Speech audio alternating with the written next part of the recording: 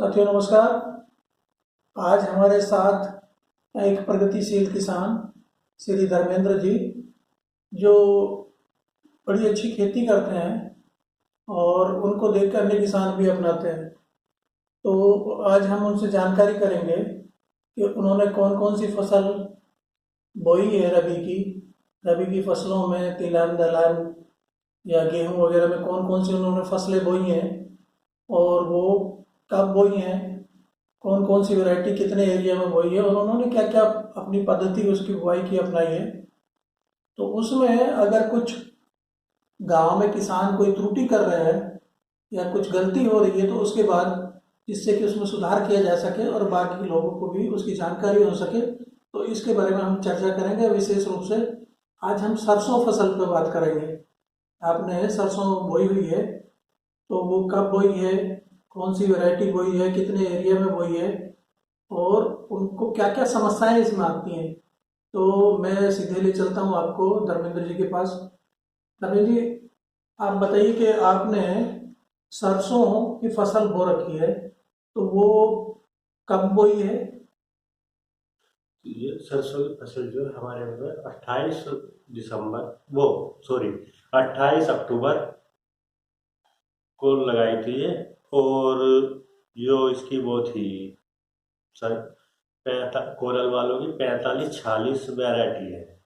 अच्छा, आपने अक्टूबर में बोई है हाँ और जी। कोरल जो सरसों की वैरायटी है वो बोई है। हाँ जी, कितने एरिया में बोई है? ये है जी 2.5 एकड़। तो इसमें आपने क्या क्या डाला और उर्वरक वगैरह? शुरू में तो DAP का ही प्रयोग करा। अच्छा, कितनी डाई डाली? 15 किलो का बीघा। 15 किलो बीघा। कितने बीघा बोई हुई है?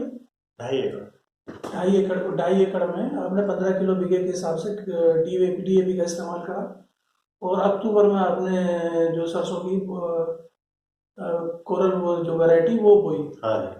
तो इसके अलावा आपने उसमें पानी लगा दिया? पहला पानी लगाया? पहला पानी लगाया।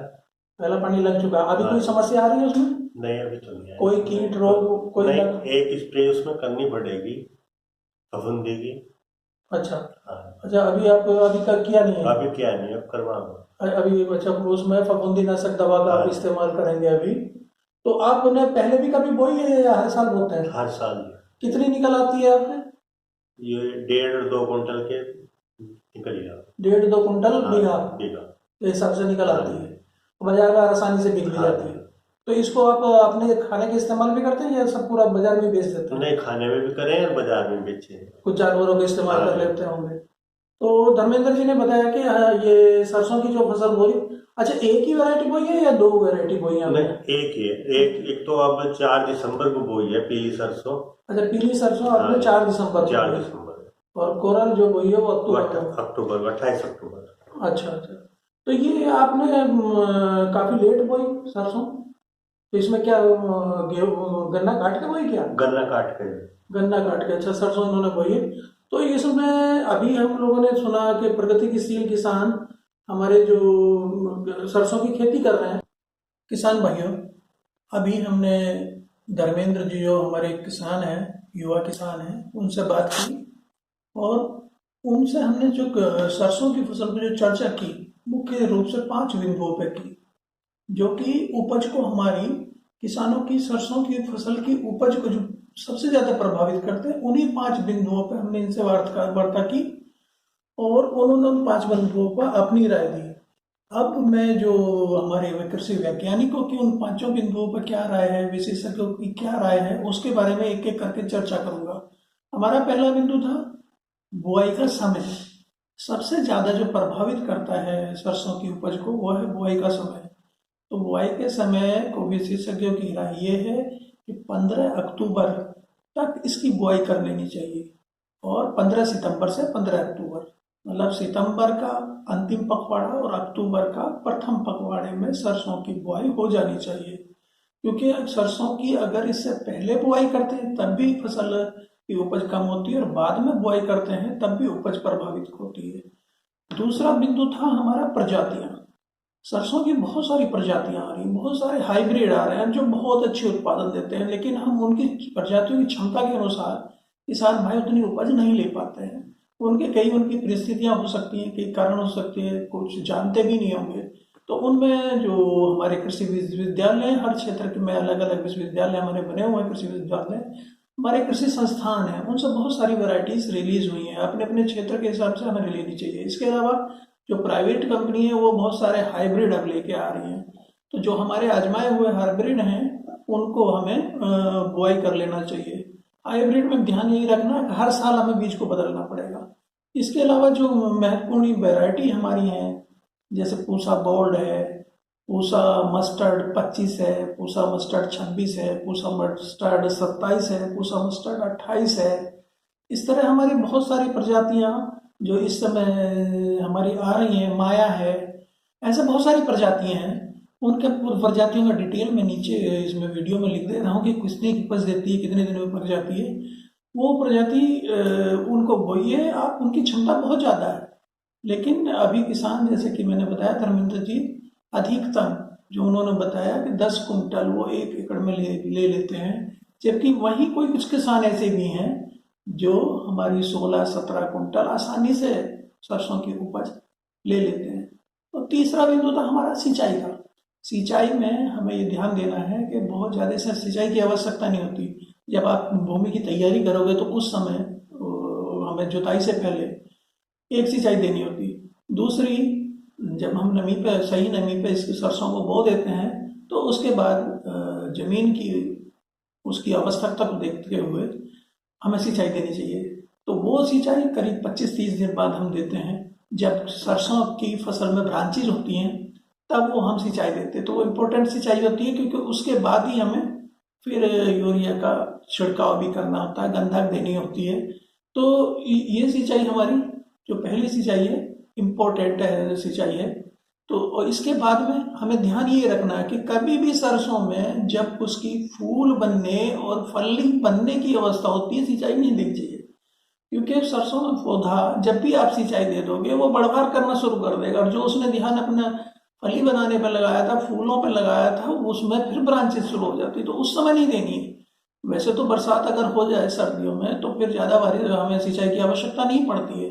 लेकिन अगर अब हमें देनी पड़ती है तो हमें फली बनने की अवस्था से पहले पहले दूसरी सिंचाई दे दें, और उसके अगर बाद में देनी है तो जब हमारी फली बन जाए तब हमें सिंचाई कर देनी चाहिए। तो ये हमारी सिंचाई की बात होगी। इसके बाद आती है उर्वरक की। तो खाद और उर्वरक में जब हम आखिरी जुताई कर रहे हैं तो 10 टन 100 कुंटल प्रति हेक्टर के हिसाब से हमें सड़ी हुई गोबर की खाद अब जमीन में मिला देनी चाहिए। सड़ी हुई होनी चाहिए, अगर वो आपने कच्ची डाल दी तो आप दीमक को बुलावा दे रहे हैं। इसके अलावा हमें इसमें हमारे खेतों में, यहाँ पे ज़मीनों में पोटास की बहुत ज़्यादा कमी नहीं है कि मिट्टी की जांच करा लेनी चाहिए। तो हमें नाइट्रोजन और फास्फोरस पे ध्यान देना है। तो हमें 60 किलो नाइट्रोजन और 40 किलो फास्फोरस, ये हमें उर्वरक इसकी फसल में देना होता है। नाइट्रोजन की आधी मात्रा हमें बुआई के समय, जो आखिरी जुताई आप कर रहे हैं, क्योंकि यहाँ जनरली किसान छिटकवा बोलते हैं, तो आखिरी जुताई पे हमें यूरिया और डीएपी, और डीएपी की जगह अगर आप सिंगल सुपर फास्फेट का इस्तेमाल करें या एनपीके का इस्तेमाल करें तो वो बहुत बढ़िया होता है। तो ये हमें आखिरी जुताई पे जमीन में मिला देना चाहिए। तो ये हमारी हो गई बात उर्वरक की। उर्वरक में हमें खाद भी देना है, और हमें जो डीएपी, फास्फेटिक उर्वरक, एक बात हमें ये ध्यान देना है, जब हम पहली सिंचाई करते हैं उसके बाद जब खेत चलने लायक हो जाए तो हमें गंधक का प्रयोग जरूर करना चाहिए, क्योंकि तेल वाली फसल है ये।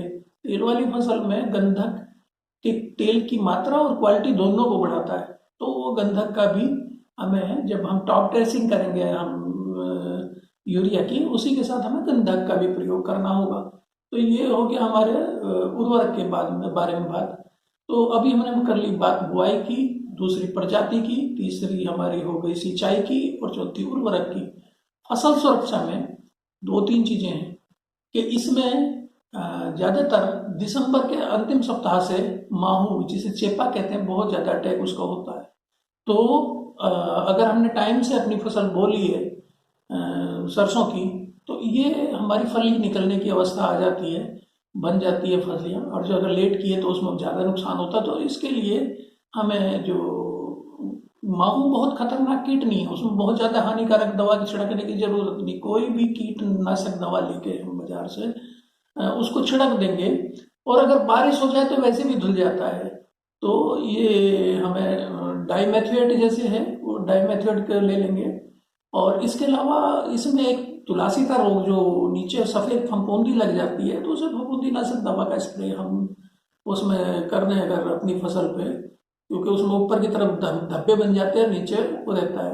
एक हमारी मालदार घिरार वो लग जाती है, तो उसको रोकथाम के लिए भी जो सिस्टेमिक हमारा इंसेक्टिसाइड होता है उसको लेके उसका स्प्रे करना जरूरी। इसके अलावा दीमक लग जाती है, दीमक वही क्लोरोपाइरिफॉस एक महत्वपूर्ण दवा है इसकी। और हम जब पानी लगाते हैं फसल में, उस पानी के साथ 1 लीटर दवा 1 हेक्टर के लिए पर्याप्त होती है। तो उसको अगर हम डाल देते हैं तो ये हमारा इससे नुकसान बच जाता है। इस सरसों की फसल से हमें अगर इन बिंदुओं पे हम को संस्कृति अनुसार, वैज्ञानिक संस्कृति अनुसार कर लेते हैं, तो अधिकतम उपज हमारी प्राप्त होती है। क्योंकि हमारी जो प्रजातियां इस सरसों की विकसित हो रही हैं, जो हमारे हाइब्रिड्स आ रहे हैं, उनकी क्षमता बहुत ज़्यादा है। तो उसको हम 30-30, 40-40 कुंटल तक उपज ले लेते हैं, जो किसान अच्छे से टाइम से बुआई करता है, टाइम से संतुलित मात्रा में उर्वरक डालता है। तो साथियों, ये मैं हमारे विशेषज्ञ के रूप में हमारे विशेषज्ञों की जो रायत होती है उसकी संस्तुति पर आधार पर ये कुछ बिंदु थे जो मैं आपसे शेयर करना चाहता। तो धन्यवाद साथियों।